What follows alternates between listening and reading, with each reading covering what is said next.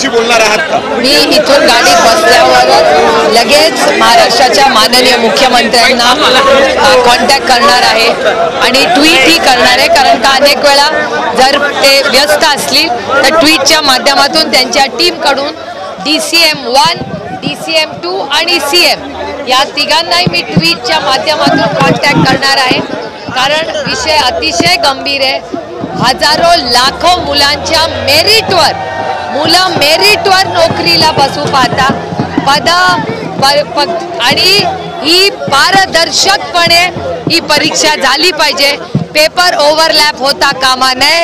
ही मुलं कष्ट करून परीक्षा देत आहेत आणि मुलं 10 वेळा पैसे भरणार नाहीत, एकदाच पैसे भरतील आणि त्या एकाच फॉर्म भरल्यानंतर प्रत्येक परीक्षेला या युवक आणि युवतीला समान संधी मिळाली पाहिजे. काही आयोगाची 3 वाजता बैठक आहे. फडणवीसांनी ट्विट असं केलं की 3 वाजता आयोगाच्या बैठकीत योग्य निर्णय येईल. आयोगाला काय विनंती कराल? मी असं म्हणेन की कंबाईन ग्रुप B आणि C च्या 15,000 जागा याची जाहिरात आली पाहिजे. 25 तारखेची परीक्षा पोस्टपोन झाली पाहिजे आणि 25 तारखेच्या परीक्षेत जो हा पेपरचा घोळ घातलाय तो पारदर्शकपणे ऑन मेरिट झाला पाहिजे आणि रिझल्टही वेळेवर लागला पाहिजे. मुख्यमंत्री देवेंद्र फडणवीस यांनी अध्यक्षांशी बोललेलं आहे आणि लक्षात घेतात की 25 तारखेला ऐवजी दुसरी तारीख घेता येऊ शकते का, यासाठी तातडीची बैठक 3 वाजता बोलवलेली आहे आणि त्याच्यामध्ये ते बदल करतील. या आंदोलनाची दखल त्यांनी घेतलेली आहे.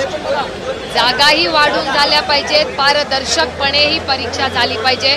प्रत्येक वेळीच आंदोलन झाल्याशिवाय या सरकारमध्ये न्याय मिळत नाही. एकाल आपल्या लेकीवर बलात्कार झाला तेही या सरकारने आंदोलन करते आल्यावरच त्यांच्या लक्षात आलं. हे दुर्दैवी आहे की हे सरकार हे फक्त खुर्चीवर प्रेम करणारं सरकार आहे. त्यांचा मी जाहीर निषेध करते. आमच्या पोरांच्या नोकऱ्या असतील किंवा बलात्कारासारखा अतिशय संवेदनशील विषय असेल, जोपर्यंत कोणीतरी आवाज उठवत नाही हे सरकार झोप आणण्याचं सोंग घेतं. हे दुर्दैव आहे आणि अशा अकार्यक्षम असंवेदनशील सरकारचा मी जाहीर निषेध करते.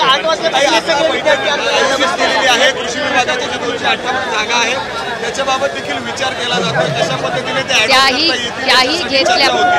घेतल्या पाहिजेत आणि 15,000 जागा ज्या ग्रुप B आणि C मधल्या मागे राहिल्यात त्याही आल्या पाहिजेत.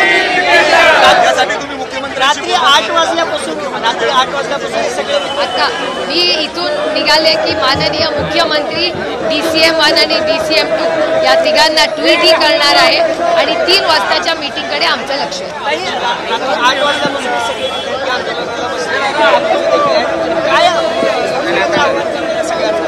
मी मुलांना एवढंच आवाहन करीन की घरी तुमची आई वडील बहीण भाऊ काका मावशी आजी आजोबा तुमची वाट बघताय.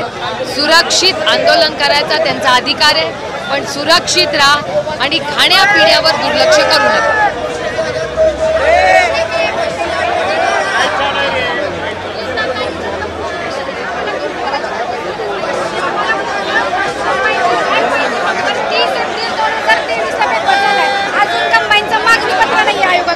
कधी मागणी पत्र जाणार, कधी ऍड येणार?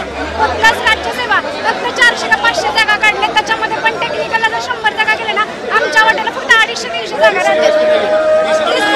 TC डिवाइस बीच्या तहसीलदारच्या जागाच नाहीयेत.